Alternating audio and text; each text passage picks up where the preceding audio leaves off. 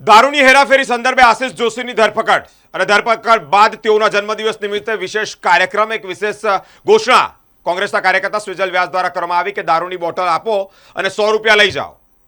આ કાર્યક્રમની ઘોષણા કર્યા બાદ આ કાર્યક્રમ રદ કરવામાં આવ્યો છે।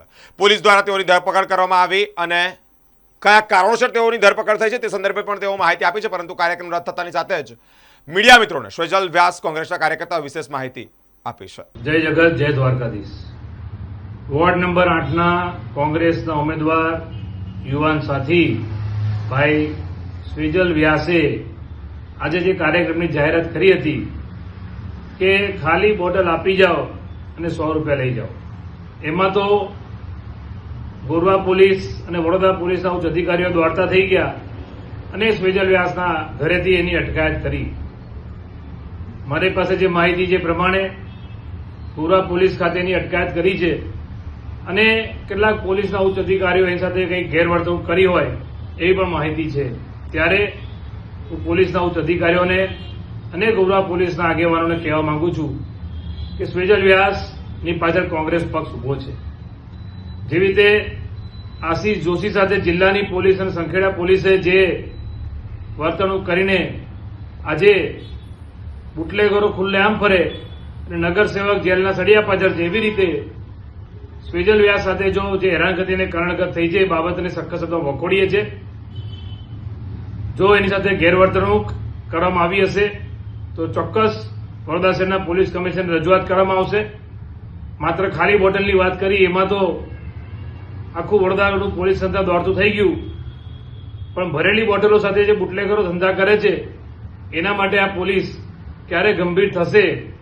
કારણ કે વડોદરા શહેરની વાત કરીએ તો વડોદરામાં પણ ઘણી બધી જગ્યાએ ખુલ્લેઆમ દારૂ અને ડ્રગ્સના ધંધા થાય છે, ત્યારે એની જવાબદારી પણ વડોદરા શહેરની પોલીસની બને છે। ત્યારે કોંગ્રેસ પાર્ટી આવનારા દિવસોમાં, કારણ કે કેટલીક જગ્યાએ અમે જોયું છે કે પોલીસ ભારતીય જનતા પાર્ટીનો હાથો બનીને કામ કરે છે, ત્યારે અમારે ચોક્કસ કહેવું છે કે જો ભાજપનો હાથો બનીને કામ કરશો તો આવનારા દિવસમાં કોંગ્રેસ પાર્ટીને જનતા રેડ કરવાની પણ ફરજ પડશે। અને અમે પણ અમારા કાર્યકર્તા આગેવાનો તપાસ કરી જ રહ્યા છે કે કઈ જગ્યાએ ખુલ્લેઆમ દારૂ વેચાય છે। તો જેટલી સ્ફૂર્તિ આશિષ જોશી અને સ્વેજલ વ્યાસ માટે પોલીસ વાપરે છે એટલી સ્ફૂર્તિ બુટલેગરોને અને જે ડ્રગ્સના ધંધા કરે છે એમને પકડવામાં પોલીસ કરે એવી અમારી વિનંતી। નમસ્કાર વડોદરા।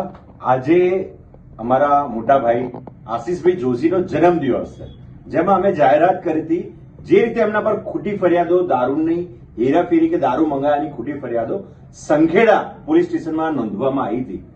દારૂ લેવા વાળો બહાર ફરે, દારૂ વેચવા વાળો બહાર ફરે, દારૂ લઈને આવેલો બહાર ફરે, બધું જ બહાર, બધાને જામીન મળે, પણ અમારા આશિષભાઈ જોશી જે ભારતીય જનતા પાર્ટી સામે લડીને જાતે હોમ મિનિસ્ટર 2 વાર એમને હરાવવા એમની ત્યાં મિટિંગો સભા પણ કરેલી છે। બધા નેતા એડી ચોટીનું જોર વગર તેમ છતાં જનહિતમાં પબ્લિકે વોટ આપીને એમને જયારે જીતાડીને ત્યાં મોકલ્યા હોય એવા સંજોગોમાં ભારતીય જનતા પાર્ટીના અમુક નેતાઓ એમની સાથે કિન્નાખોરી રાખતા હોય અને એમના પર ખોટી રીતે ફરિયાદ કરી હોય ત્યારે યોગ્ય જાંચ થાય અને યોગ્ય દિશામાં કાર્ય થાય। તે સંદર્ભે આજે એમના જન્મદિવસે વડોદરા શહેરમાં ઝાંસી રાણી સર્કલ પાસે દારૂની ખાલી બોટલ જે લઈને આવે એને 100 રૂપિયા આપવાનું જાહેરાત મેં કરી હતી। પૈસા આપવાના હતા, આ પૈસા લઈને જ ફરતો હતો કે આજે આપવાના છે, પણ પ્રોગ્રામ પહેલા અચાનક વડોદરા પોલીસ દ્વારા મને અટકાયત કરવામાં આવી, મને લઈ જવામાં આવ્યો। ત્યાં લઈ જઈને મને સમજાવવામાં આવ્યો કે ભાઈ ઘટના બની છે બીજા પોલીસ સ્ટેશનમાં, બીજા જિલ્લામાં, અને વડોદરા શહેરની પોલીસનું નામ કેમ ખરાબ થાય અને વડોદરા શહેરની પોલીસનું નામ કેમ આવી રીતે બગડે, જેથી અમે વડોદરા શહેરની પોલીસની રિસ્પેક્ટ કરીએ છીએ, પણ હર હંમેશા ભારતીય જનતા પાર્ટીનો હાથો બનવા માટે જે અગ્રેસર રહે છે એવા અધિકારીઓને અમે કહીએ છીએ કે આવું ના કરશો। વડોદરા શહેરની જનતાને, અમારા જેવા લોકોને પોલીસ પર ઘણો બધો વિશ્વાસ છે, ભરોસો છે। અમને પણ નથી ગમતું કે આવી રીતે ગલીએ ગલીએ જે રીતે દારૂ મળે છે, નાના નાના છોકરાઓ જે આના આદી થાય છે, છોકરીઓ હોમ ડિલિવરી ફ્રીમાં કરે છે અને દારૂની બોટલો આખા વડોદરામાં રોજ હજારોની સંખ્યામાં, લાખોની સંખ્યામાં જયારે બહાર આવતી હોય તો એવી બધી 10,000 થી પણ વધારે દારૂની બોટલ આજે એકત્ર કરવાનું અમારું જે ટાર્ગેટ હતું, લાખ રૂપિયા લઈને અમે ફરતા હતા કે 10,000 બોટલના અમે 100 રૂપિયા લેખે આપીશું, અને એ સંદર્ભે મારી અટકાયત કરી, જેનો હું સખત વિરોધ કરું છું. પણ એમની પણ વાત સાચી હતી કે જે પોલીસ સ્ટેશનમાં થયું એના બદલે જો અમે તો ફરિયાદ કરી નથી, અમે તો કંઈક કર્યું નથી, પરંતુ આવનાર સમયમાં ગુજરાતની તમામ પોલીસને અમે વિનંતી રિક્વેસ્ટ કરી છે કે આવી રીતે રાજકીય હાથો ના બનતા, અને કોઈ પણ જગ્યા પર જો આવી રીતે રાજકીય હાથો બનાશે તો અમે પછી જાહેરમાં વિરોધ કરીશું.